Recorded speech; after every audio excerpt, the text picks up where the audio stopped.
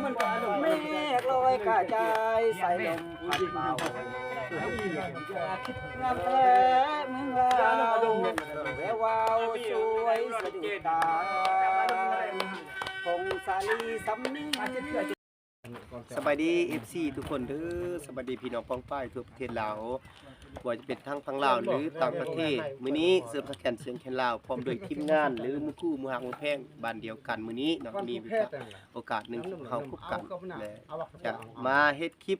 เป่าแคนประสานกับเสียงลำเนาะโดยห้องประจำบ้านเฮามื้อนี้สิมาลำใส่แคนอาจารย์เสริมเนาะวันนี้ฝากกดแชร์กดติดตามเลยเด้อพี่น้องทาง Facebook หรือ YouTube TikTok เนาะทางช่องสแกนเสียงแคนลาววันนี้ให้พี่น้องเข้ามาติดตามเลยเด้อเพิ่นประกาศข้อมูลใหม่ๆจากช่องสแกนเสียงแคนลาววันนี้มื้อนี้พี่น้องเฮาเนาะได้แม่น MC ทางหลังของอาจารย์เสริมเฮามื้อนี้เพราะว่าหลายเดือน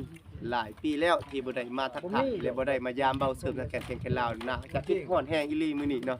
หลายคนมีแต่หน้าตาดีพี่น้องเฮาขอบใจมาตาสบายดีมื้อนี้ก็เป็นมื้อนึงที่พวกเฮามีโอกาสที่จะมาเฮ็ดคลิปพร้อมกันหลายๆคนเนาะก็อยากให้พี่น้องของพวกเฮามีความประบาดมนต์ซื่นและมีความคิดที่สดใสในตอนนี้เนาะโดยเฉพาะแม่นเสียงแคนลาววันนี้ซึ่งเพิ่นจะมาพากย์อิ่มเล่นแจ๊สฟังโดยแม่นเสียงลำมาประกอบได้เลย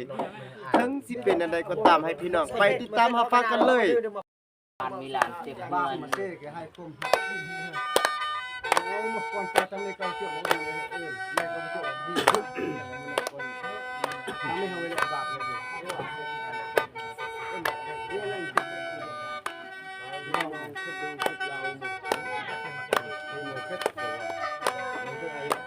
ยิ่งไปดึกแล้วมันเสียในบ้านเลยเอาขึ้นว่าเราขึ้นเมฆลอยกระจายใส่ลมพัดเบางามแท้เมืองลาวแวววาวสวยสะดุดตาพงสาลีสำนึกงามเลือสุดพันนานาอุดมใสบอกแก้วน้ำตาเส้นเสาผาสาเรียนทางปวงเด็กแฟนดันใดอาศัยที่น้ำของน้ำคานประสานกับใจเมืองหลวงใส่ยาบุรีคืนนี้ยังฟังในสวนยังพวงจากมาแสนตาตีเสิร์ชสันยังจันนครหลวงใจร้ายล้านดวงขอน้องนมัสการบริคำใส่คำมวลคบควรให้ใจไปฝันสวรรค์เขตติดสา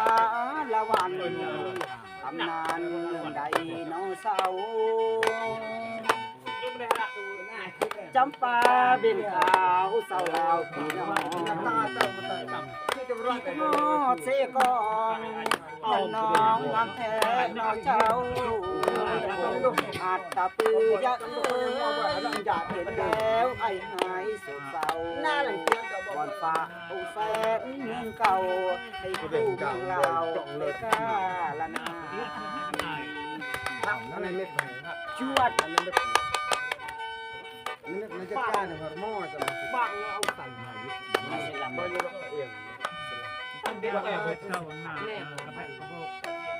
ตั้งอ้าโอ้ยที่ตัวเราสั่งเบิ่งช่วยแล้วพอเกี่ยว